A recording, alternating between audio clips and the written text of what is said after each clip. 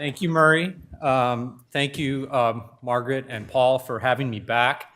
I'm so excited to be here. I did totally get it wrong, and Wendell got it right last year, so we had to switch.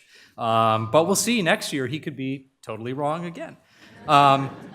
So this, I guess I wanted to start this year as I thought about the year in Washington policymaking in healthcare, but also more broadly, with a little bit of a theme, which is that I think in Washington, and I'll show you some data here in a moment, we are in an age of disruption in our political system and in our policy system, clearly in our healthcare system, and it's mirroring an enormous amount of disruptive change that you all see every day that's happening in the healthcare system outside of policymaking circles in the private sector, but in business more broadly.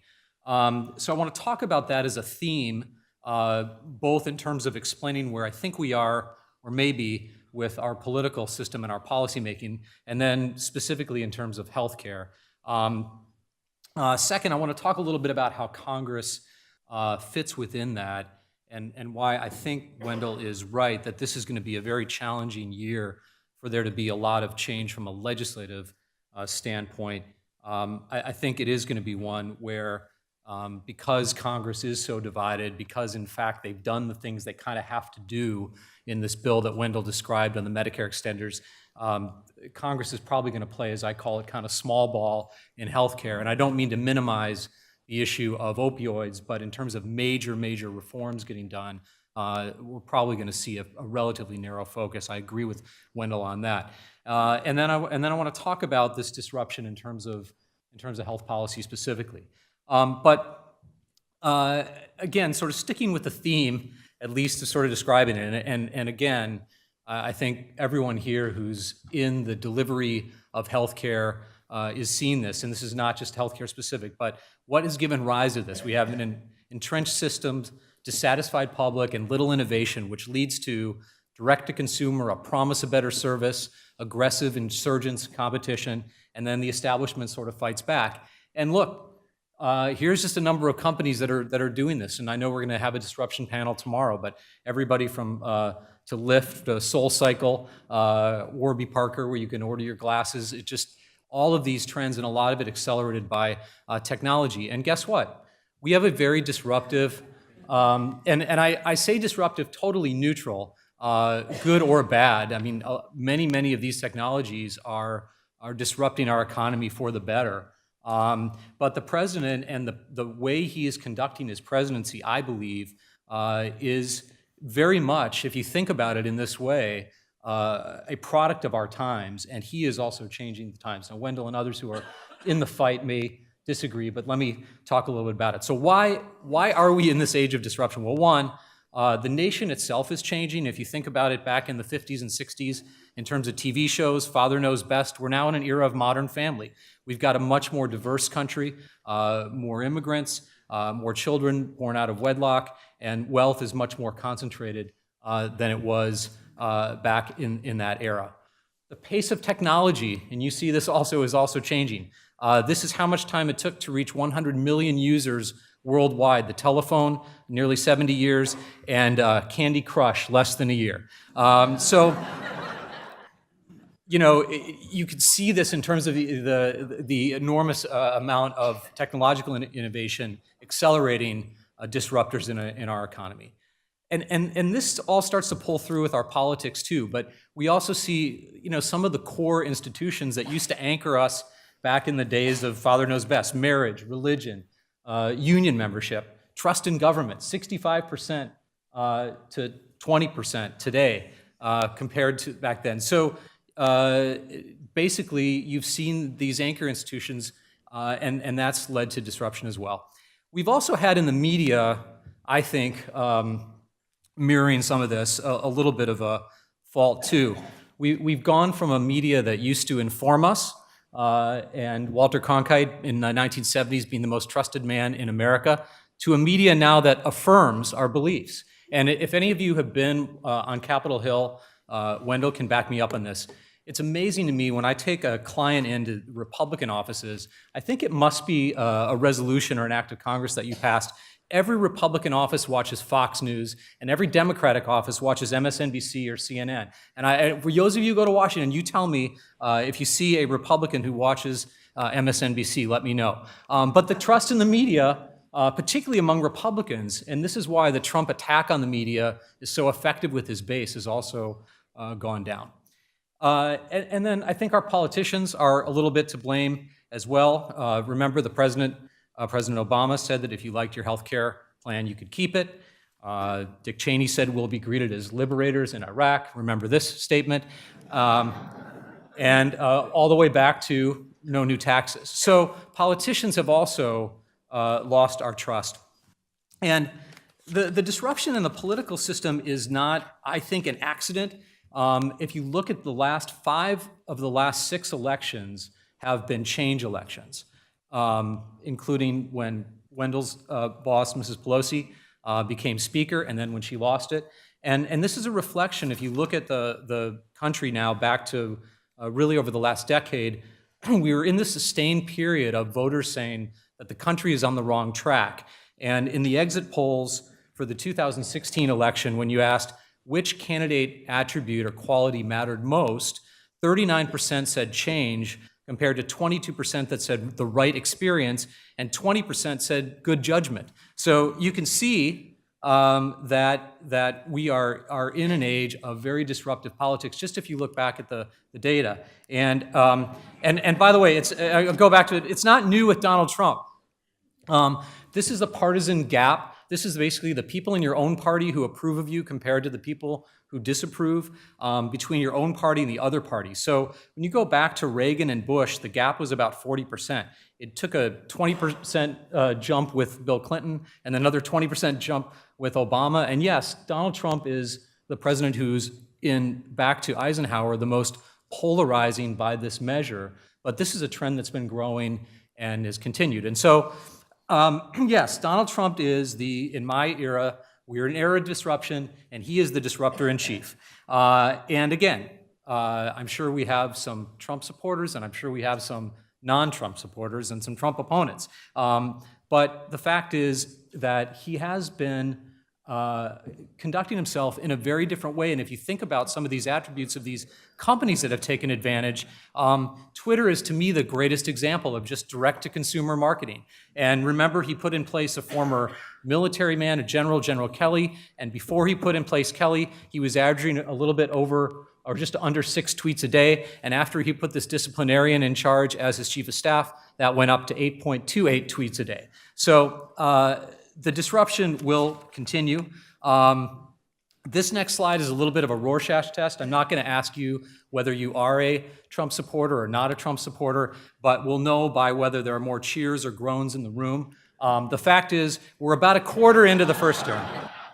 So I would expect, again, this age of disruption. Now, Murray mentioned that every year I try to, at some point during the presentation, sum up kind of the Beltway, Washington Beltway zeitgeist by talking about 1 or 2 Academy Award nominated films, because we're just, I think, a week out from the Academy Awards. So how many have been here before to the conference? Just raise your hand. So I asked this last year, and I was surprised. There were raise your hand if you haven't been before. Yeah, there are a lot more. So what's interesting about this conference is that the audience changes, but the panel stays exactly the same.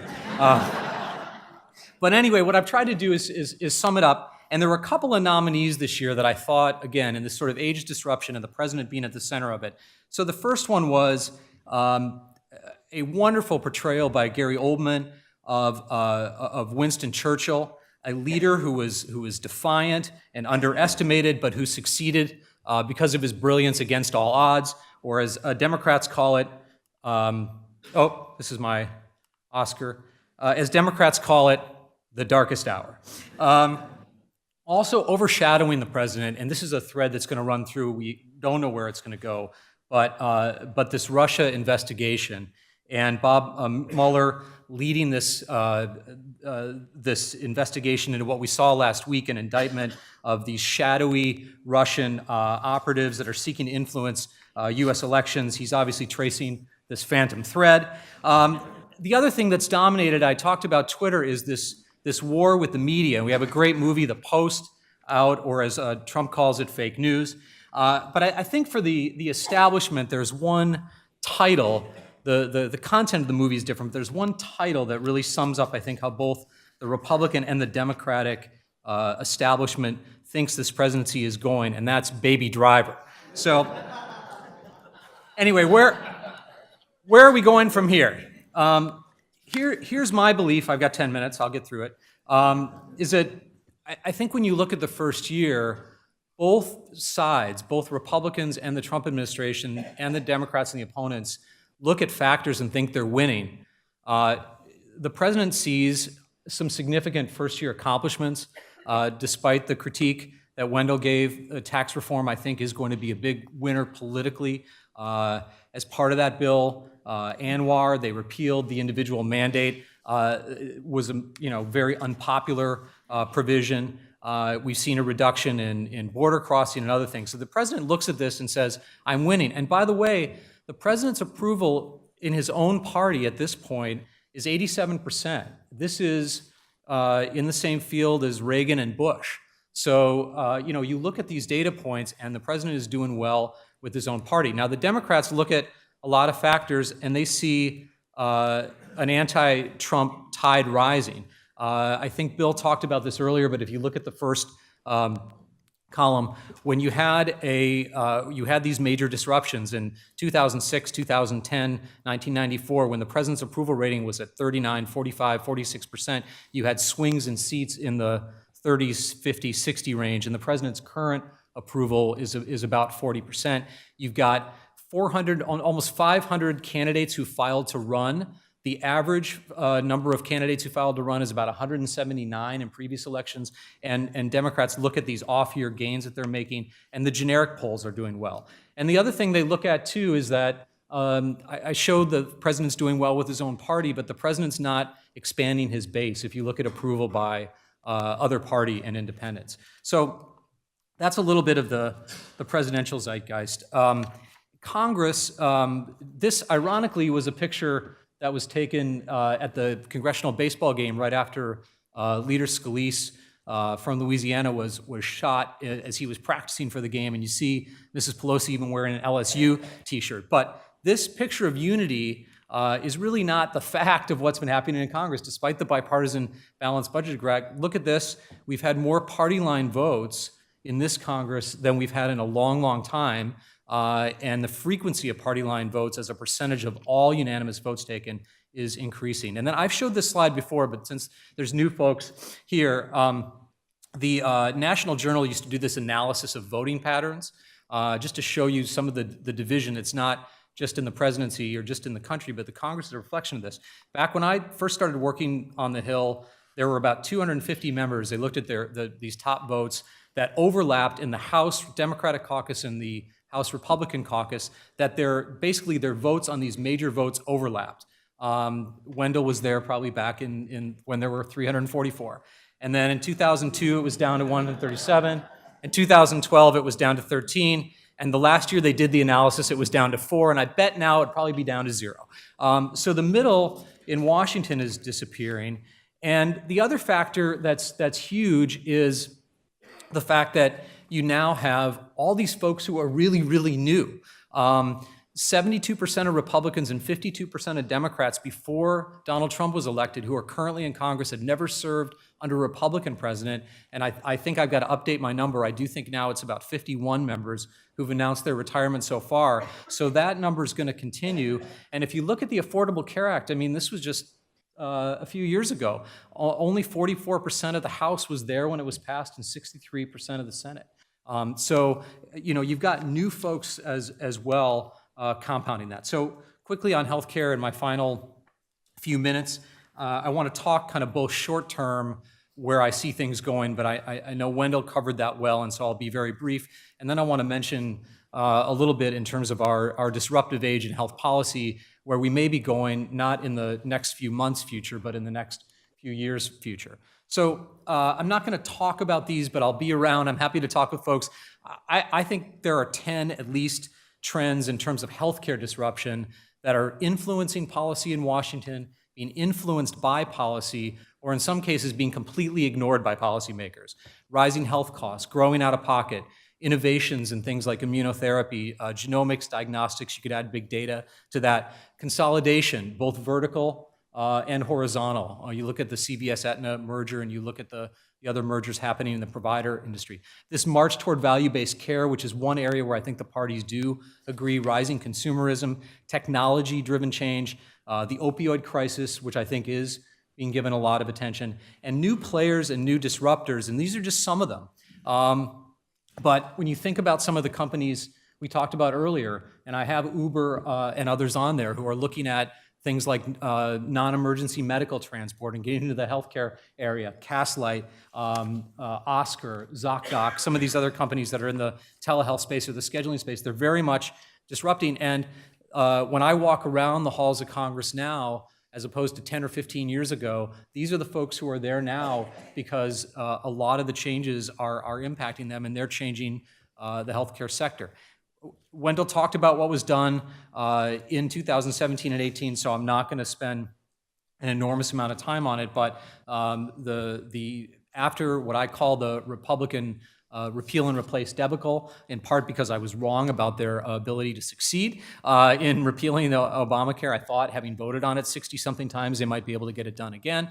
They did not, but they repealed the individual mandate, delayed some ACA taxes, the CHIP reauthorization for 10 years, made possible, by the way, because it was cheaper to do so after the individual mandate was repealed, Medicare extenders, and I think some important improvements around chronic care and Medicare that were bipartisan in the bill. I think this year is going to be a year in Congress where a lot is discussed, but very little is done.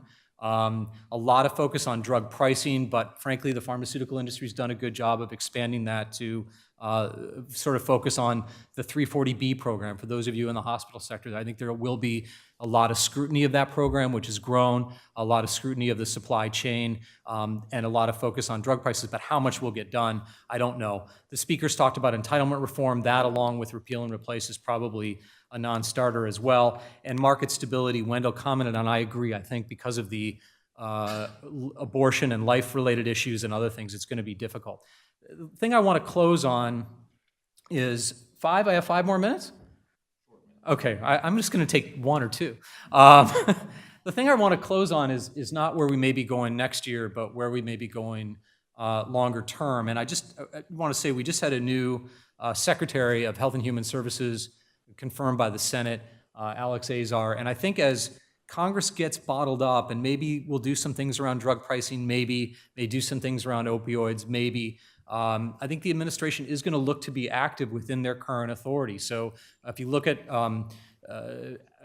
Secretary Azar's confirmation, and he testified 3 times last week, he talked about really the same themes: drug affordability, the opioid epidemic, Medicare reform, by which they mean continued sort of emphasis on providing regulatory relief to providers from provider burden, looking at re-engineering the Centers for Medicare and Medicaid Innovation to focus on continued innovation. I think a year ago there was a lot of uncertainty as we were here, and Mina was in the administration, so she's really the expert on this, about whether the Trump administration would even continue the Centers for Medicare and Medicaid Innovation because it was passed as part of the Affordable Care Act. But it's clear when you look at some of the things they've done, and they've been slow, that they will continue, and they will continue to look at things like bundled payments, MACRA implementation, the Medicare physician payment reform, and those issues, pay for value, will, I think, continue to march on. We'll see how much they actually do on drug affordability on their own. And they clearly, on the short-term duration policies, association health plans, and other regulations that Wendell talked about, are going to look at in the short term, I think, finding ways to deregulate the Affordable Care Act market with a goal toward making it more flexible and more affordable. And they will also, I think, provide encouragement to the states to come in with waivers, both 1332 waivers, but as well, I think, Medicaid waivers and things like work requirements and other things. I think we will see there's clearly an appetite for approving those. In the future, I think there are a couple trends. We talked a lot about the budget in terms of where we're going, but in addition to that, and the budget costs, you've got, and at some point, I guess we have to deal with this, but you've got total national health expenditures, and this is not new, that are going up in terms of per capita costs, now at close to 10,000. You've got health expenditures as a percentage of GDP continuing to climb. I remember when we bemoaned the fact that it was like at 12 or 13%, now it's nearly 18%. And you've got out-of-pocket costs, if you look at the final graph, that are continuing to grow because of what was talked about on the first panel. A lot of the employer response to growing costs is to shift those costs to consumers, and you've got many, many more people who have deductibles of $1,000 or more than $1,000, $2,000, $3,000, $4,000, $5,000, and those things are going to be against the backdrop. The challenge is that when you get outside of a concern about affordability, and when you get outside of what has been a generally bipartisan effort around innovation and value-based payment and moving and migrating both the Medicaid and the Medicare programs toward value, there's very little, I think, agreement between the parties. And I showed you the division earlier on the broader issues, but when you look at health policy, there's very, very little agreement. Wendell talked about single payer, but to me, all the energy in the Democratic Party is around single payer. When you look at it in the Senate, I think there are about 43 current senators who think that they're going to be president of the United States, Democrats. That's a slight exaggeration, but there are 6 or 7, and guess what? All of them signed on to Bernie Sanders' single payer bill. And that gives you a sense of where the energy is. I think in the Democratic presidential primary in a couple years, I don't think the bumper sticker is going to be, let's tweak the Affordable Care Act. I think the bumper sticker is going to be Medicare for all, single payer. Again, what that means and the expense of it is a real challenge. And the Republican healthcare brain as a giant emotional sense of repeal, but when you get to replace, as we found out, and I wrote a paper very critical of my own party on this, that was really in part where it broke down. The reasons that Wendell cited as well, the states who had expanded Medicaid, the stakeholders and others, but there is also this growing interest in entitlement reform. And finally, I'll just close with this. When you look at this sort of continuum, and this probably should be kind of growing farther and farther apart, there is a united focus around affordability, as I said, a united focus around some of the payment reforms in Medicare moving toward value. But when you get just a little bit beyond that, the Democrats, and I'm simplifying, but are in favor of re-regulating the Affordable Care Act. Wendell talked about maybe the states could reinstitute some form of the individual mandate. And I think if Democrats won the election, that may be a direction they go to. And you can see by what the Republicans do that they're moving toward repeal or at least loosening the regulations they can. A lot of focus among Democrats on affordability, and there have been some bills that fall short of single payer, but that would look at some kind of reference pricing or using Medicare payments to set private sector payments, and that could be an area that they move, including a greater focus, frankly, on drug pricing among the Democrats, although some bipartisan as well. Whereas if you look at one step beyond the Republicans, and this is part of the president's budget, is repealing and replacing with more of a block grant or capped entitlement to the states. I agree it's not going to happen this year, but that seems to be where the energy is in the Republican Party. And then when you move beyond it, the Republican answer to healthcare costs is entitlement reform. Yes, it's easier politically for them to start with Medicaid because of the constituency, but the interest is in Medicare and has to be if you're going to control deficits. And the Democrats' interest, I think, may be in some of that, but the energy, again, is around single payer. So I'm not, to leave on a very optimistic note, I think this disruption to end where I began is going to continue because the parties' energy, efforts, and as they move out, not just in the next 6 months, but over the next 2 to 4 to 6 years, I think this direction and these very different paths are ultimately going to be decided in part by the midterm elections, but more importantly, if we're back here in a few years, by the outcome of the presidential elections because of the differences between the parties that are happening in health policy, but are mirroring this broader division in our government and the disruption. So with that, I will continue, and I will end, and I will thank you very much, and I will let my colleagues continue. Thank you.